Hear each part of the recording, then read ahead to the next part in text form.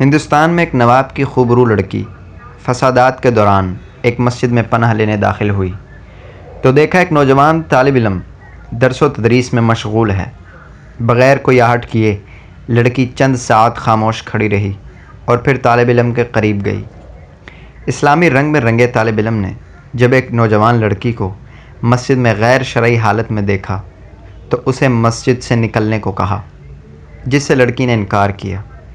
طالب علم نے غصہ، منت سماجت ہر حربہ آزمایا، مگر لڑکی نے اللہ کا واسطہ دے کر کہا کہ باہر میری عزت کو خطرہ ہے اور اسے رات یہیں گزارنے دے دی جائے۔ اس پر طالب علم نے کہا کہ ایک شرط پر تم مسجد میں ٹھہر سکتی ہو کہ ایک کونے میں پوری رات خاموشی سے بیٹھی رہو گی اور کسی صورت میرے ساتھ بات نہیں کرو گی۔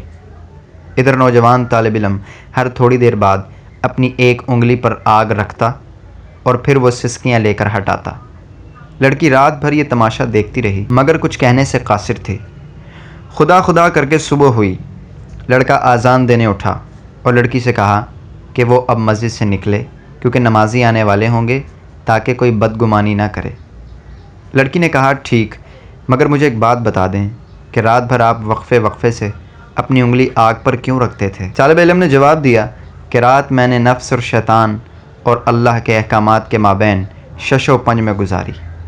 جب کبھی شیطان کا غلبہ ہوتا تو میری خواہش ابھرتی کہ اکیلی لڑکی ہے اپنی خواہش کی تکمیل کر لوں، مگر جب دوزخ کا عذاب سامنے پاتا تو اپنی انگلی کو آگ پر رکھ کر یہ آزمائش کرتا کہ کیا اس آگ کو میں سہ پاؤں گا، مگر جلد ہی احساس ہو جاتا کہ ایک چھوٹی انگلی یہ تھوڑی سی آگ برداشت نہیں کر رہی تو جہنم کی آگ پورے جسم کو کیسے بسم کرے گی۔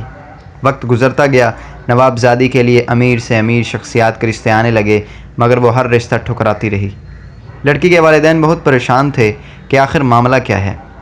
بالآخر لڑکی زبان پر مدعا لے آئی کہ اس کی شادی صرف مذکورہ طالب علم سے کی جائے ورنہ وہ کبھی شادی نہیں کرے گی۔ نتیجہ، ایک رات نفس کو قابو رکھ کر وہ غریب طالب علم محل میں چلا گیا۔